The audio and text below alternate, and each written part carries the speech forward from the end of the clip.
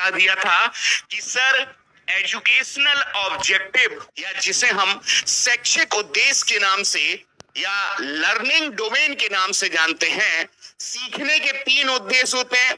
शैक्षिक उद्देश्य 3 होते हैं जिनको एजुकेशनल ऑब्जेक्टिव के नाम से जानते हैं, और ये देने वाला है आपका B.S. ब्लूम। इसका पूरा नाम है बेंजामिन सैमुअल ब्लूम के नाम से जाना जाता है, और 1956 से इसकी शुरुआत होती है। किसकी? B.S. ब्लूम साहब की।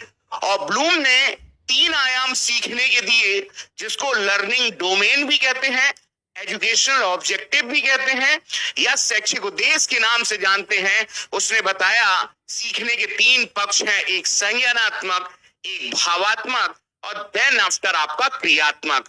उसने केवल इतना ही बताने का प्रयास किया है कि अगर मन और दिल और हरकत, मन यानी कि चिंतन, दिल यानी कि आपका इमोशंस यानी कि भावात्मक, और हरकत यानी कि हाथों से किया गया कोई काम या शरीर से किया गया कोई काम, जिसे हम क्रियात्मक के नाम से जानते हैं, यानी कि 3 आयाम में अगर तालमेल अगर सही तरीके से बैठ जाए तो मान के चलिएगा लर्निंग के हमारे जो ऑब्जेक्ट हम प्राप्त करना चाहते हैं वो आसानी से प्राप्त किए जा सकते हैं।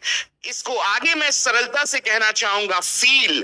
ध्यान रखिएगा, फील, हर्ट, ध्यान रखना। ये आपका क्या है? थिंक। और दूसरा है फील, ध्यान रखना। और एक्शन।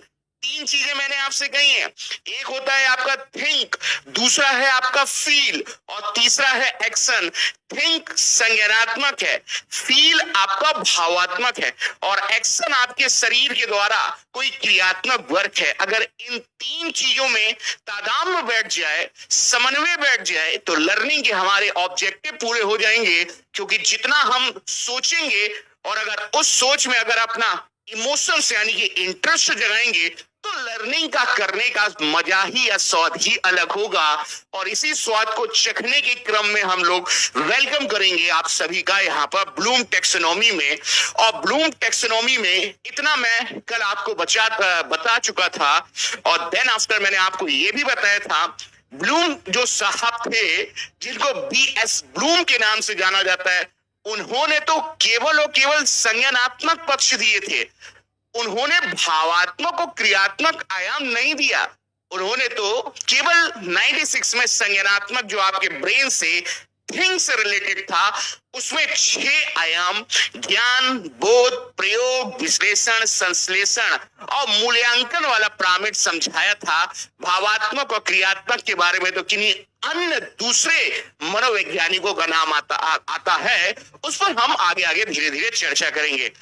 सामने देखिएगा, ये ब्लूम की टेक्सोनॉमी का पुस्तक का नाम लिखा हुआ है। क्योंकि एजुकेशनल ऑब्जेक्टिव है तो केवल और केवल एक व्यक्ति का नाम ध्यान रखिएगा, साहब आपके B.S. ब्लूम है। और सामने आप देख पा रहे होंगे आगे बढ़ने का। और देखिए इसी चीज को कल मैंने आपको यहां पर समझाया था। यहां पर देखिए संज्ञानात्मक, इसको भावात्मक और इसको क्रियात्मक। अभी थोड़ी देर पहले बोला मैंने था, संज्ञानात्मक क्या होता है? आपका हेड होता है, भावात्मक आपका हर्ट होता है, और क्रियात्मक ये साइकोमोटर आपका हैंड होता है। HHS से 3H निकल कर आता है। और इसी को मैंने अपने शब्दों में बोला था, ध्यान रखिएगा, थिंक, फील एंड हैंड। ध्यान रखना, थिंक, फील और एक्शन, इसी चीज से बनता है आपका ब्लूम टेक्सोनॉमी।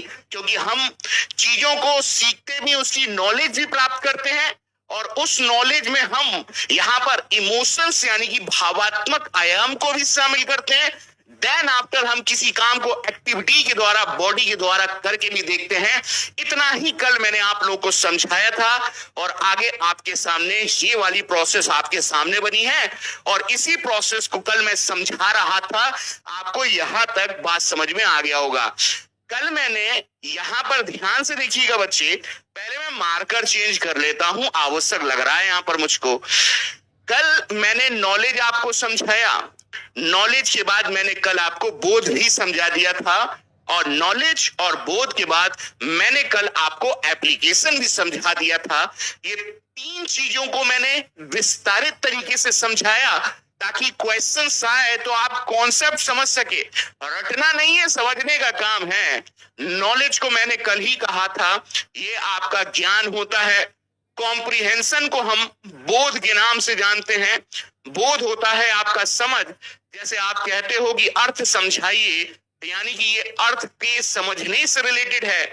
और एप्लीकेशन को हमने कल कहा भी था, आवेदन के नाम से जानते हैं या अनुप्रयोग के नाम से जानते हैं। और इसके बारे में मैंने कल ही बोल दिया था, जब आप कुछ चीज सीखते हो और जब सीखने के बाद उसको दूसरे संदर्भ में कहीं दैनिक जीवन में अप्लाइड करोगे तो वो चीज आपका एप्लीकेशन कहलाता है।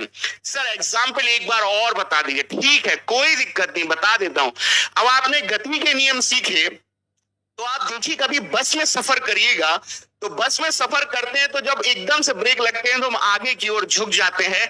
वो गति के नियम ही का तो एक्सपेरिमेंटल पर्पस है। तो ट्रेन में बस में कोई पूछेगा ये क्या हुआ, तो आप बताओगे कि जो हमने पढ़ा था उसका यहां पर हम इस्तेमाल कर पा रहे हैं।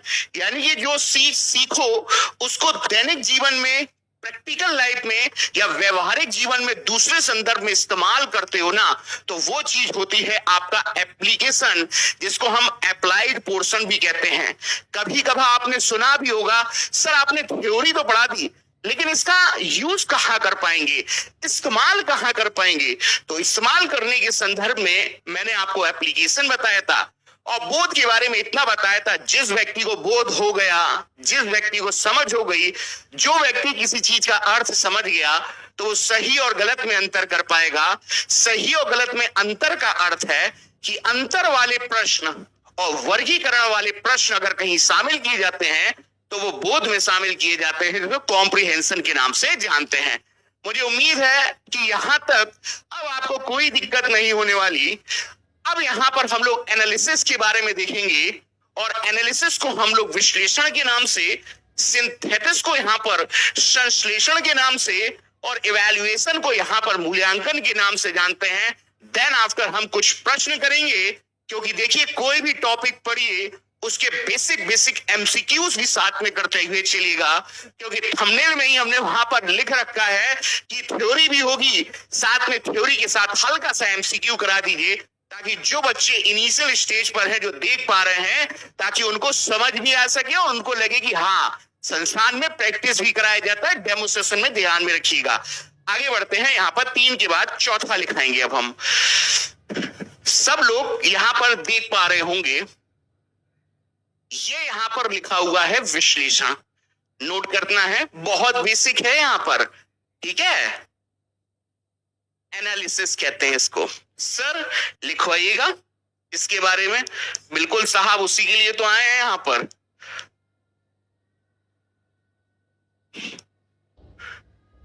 विषय वस्तु को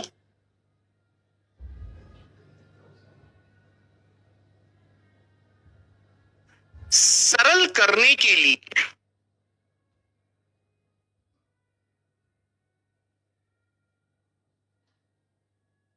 छोटे छोटे भागों में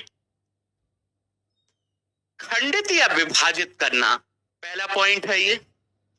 कभी आप घर में देखिएगा, छोटे बच्चे जो होते हैं ना, वो किसी चीज को तोड़ देते हैं। तोड़ दिया तो खंड हो गया अलग अलग। जैसे कभी किसी मैकेनिक के पास जाइए, तो मैकेनिक के पास जाएंगे बाइक सही कराने के लिए, तो वो एक एक पुर्जे को, क्लिच को, ब्रेक को, टायर को, सबको अलग अलग कर देता है ना। बाद में जोड़ता है वो बात अलग है। खिलौना बच्चे ने तोड़ दिया, घर पे देखिएगा कोई कैलकुलेटर हो या फलाना हो, तो सब चीजों को हम लोग अलग अलग कर देते हैं। तो पुर्जों को अलग अलग कर देना ही क्या है, विश्लेषण है। जैसे 3 इडियट मूवी देखिएगा, मुझे एक प्रसंग याद आ रहा है। जैसे मैं आपसे कहूं मटर पनीर की सब्जी, ध्यान रखिएगा, आज ऑफलाइन में बच्चों के साथ प्रसंग चर्चा करा। मटर पनीर जैसे एक सब्जी है आपकी, तो बेटा दोस्तों यहाँ पे मटर पनीर बनाने के लिए मटर भी चाहिए, पनीर भी चाहिए, धनिया भी चाहिए, हल्दी भी चाहिए, मिर्ची भी चाहिए, गरम मसाला भी चाहिए, प्याज भी चाहिए। यानी कि इतनी सारी चीजें हमको चाहिए। हर एक पार्ट एक दूसरे पार्ट से क्या है, अलग है। ये अलग अलग कर दिया ना, ये इतनी चीजें, यही आपका क्या है, आपका इसी को हमने खंडित कर दिया, यानी कि विभाजन, छोटे छोटे भागों में। कभी आप गद्यांश को सॉल्व करिए, आप पैराग्राफ पढ़े होंगे तो कभी कभार आप बोलते हो यार पैराग्राफ इतना लंबा है यार कैसे हल करेंगे, लेकिन आप पैराग्राफ को हल करने के लिए, गद्यांश को हल करने के लिए उसको छोटे छोटे भागों में तोड़ लेते हो ताकि विषय वस्तु को क्या बनाया जा सके, सरल बनाया जा सके। वो तोड़ना ही आपका विश्लेषण है। और यहाँ पर हर एक पॉइंट अगर नोट करते हुए चलेंगे तो बहुत अच्छा रहेगा। यहाँ पे शांत नहीं रहना है, यहाँ पर कमेंट करिएगा कहीं कोई दिक्कत, और हर प्रकार की दिक्कत का यहां पर समाधान करने का एफर्ट तो किया ही जाएगा आप लोगों के लिए। पैराग्राफ या गद्यांश को